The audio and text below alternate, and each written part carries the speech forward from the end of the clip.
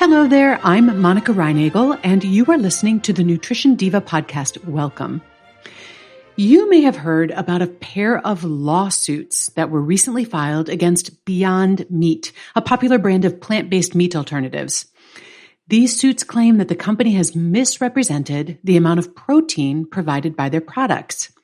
But if you've had a little trouble making sense of the news coverage, you're not alone, and I am here to explain.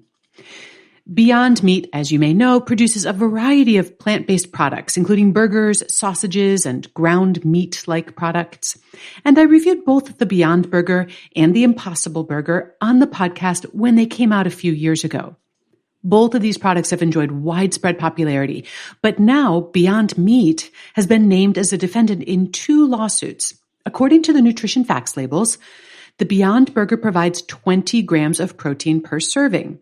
The lawsuits claim that the actual amount is 19 grams. Now, clearly, that's not a big enough difference to justify a class action lawsuit.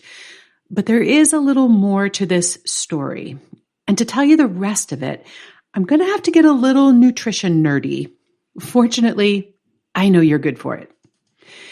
Okay, the amount of protein in a food is determined by the amount of nitrogen it contains. Nitrogen is only found in protein molecules. It doesn't appear in carbohydrate or fat molecules. So you can use the nitrogen content to calculate the protein content of a food. And based on this, the Beyond Burger contains 20 or maybe 19 grams of protein per serving. But in addition to indicating the amount of protein, the nutrition facts label may also show what percentage of the daily value for protein that number represents. Now, the daily value for protein is 50 grams. That means that adults should try to consume at least 50 grams of protein per day. Now, some argue that this target is actually too low for many adults, but that's a subject for another episode. In fact, it's been the subject of numerous previous episodes.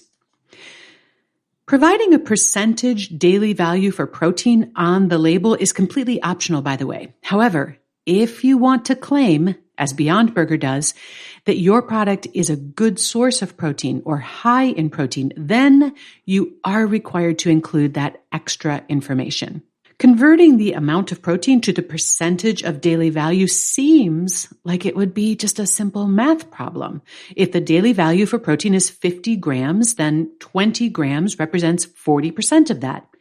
And that's exactly what the label on the Beyond Burger says. So what's the problem here? Well, the problem is this. Measuring dietary protein is a bit more complex than simply counting up the amount of nitrogen because there is a big difference in the biological value of plant proteins and animal proteins. Now, part of that has to do with what we were talking about just a couple of weeks ago, the food matrix. Protein in plant sources is often bound up with other food components, such as fiber, which affects its bioavailability. And part of this has to do with the array of amino acids. Animal proteins tend to have a more balanced profile of essential amino acids, making the protein more complete and a higher quality. The bottom line is that 20 grams of protein from peas or wheat or almonds is not going to be completely equivalent to 20 grams of protein from beef or eggs or fish. There are more sophisticated methods that assess not only the amount of protein, but also evaluate its bioavailability and quality. One of these is called the Protein Digestibility Corrected Amino Acid Score, or PDCAS. Another one is called the Digestible Indispensable Amino Acid Score, or DIAS. Now, there's a bit of debate in nutrition nerd circles about which one is better, but suffice it to say that either one of them is a lot more accurate than simple nitrogen counting. And for the time being, the World Health Organization has adopted the PDCAS as its preferred method of evaluating protein quality. So let's compare a few scores from different proteins. The PDCAS of egg protein is 1, meaning that you absorb and use 100% of the protein in an egg. The PDCAS of soy is 0.9, meaning that 100 grams of soy protein would yield 90 usable grams of protein. Black beans have a PDCAS of just 0.75. Rice has a PDCAS of 0.5.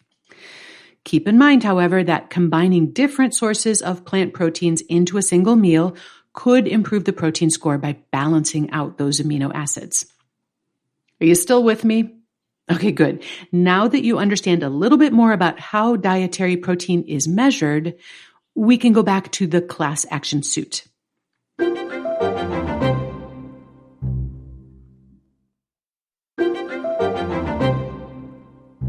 It is perfectly legal and acceptable to use a nitrogen assay to determine the amount of protein shown in grams on the nutrition facts label. In fact, the label must disclose the actual protein content and not an adjusted value. However, the determination of the percentage of daily value is a different story. For better or for worse, the daily value for protein was established with the assumption that you'd be getting the majority of your protein from animal sources. If you're getting the majority of your protein from plant sources, then 50 grams a day might not be adequate. So the FDA, in its infinite wisdom, decided that while it's acceptable to use a nitrogen assay to establish the grams of protein in your food, the percentage of daily value needs to be based on the more nuanced PDCAS or DIAS assay, which can result in what looks like some really funky math. For example, the nutrition facts label for the Impossible Burger, this is Beyond's biggest competitor, shows that the product contains 19 grams of protein, but just 31% of the daily value. If you do the math, you'll see that they're adjusting for protein quality. Once adjusted for bioavailability and quality, 19 grams of protein is equivalent to just 15.5 grams of high quality or animal protein. And here's where Beyond Meat appears to have gotten in trouble. Their label shows that a serving includes 20 grams of protein and 40% of the daily value for protein. That implies a PDCAS of 1. However, independent analysis shows that PDCAS to be only 0.88, meaning that a serving only provides 35% of the daily value for protein. So while the label suggests that a serving will supply 40% of your daily protein needs, it may only provide 35%.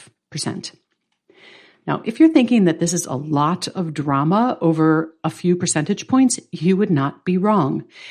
And there are a couple of possible explanations for how this rose to the level of a class action suit. Explanation number 1, class action suits make lawyers a lot of money. Explanation number 2, the plaintiff in a related lawsuit happens to be a company that previously, but no longer, does business with Beyond Meat. So whether this is a whistleblower situation or a bad breakup is a little hard to guess.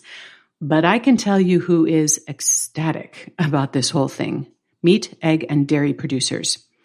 These guys are really feeling the pressure as plant-based alternatives continue to gain massive market share, and they've been pushing back on several fronts. For example, they'd like to point out that virtually all of these plant-based alternatives are considered ultra-processed foods, while meat, dairy, and eggs are minimally processed. They also object to claims that plant-based products are more ecological or sustainable, arguing that comparisons do not include the environmental impact of all the processing involved. And the difference in protein quality is another favorite talking point. These are all issues that we've been looking at from a variety of angles and points of view on this podcast. And I'm not here to take sides in this argument.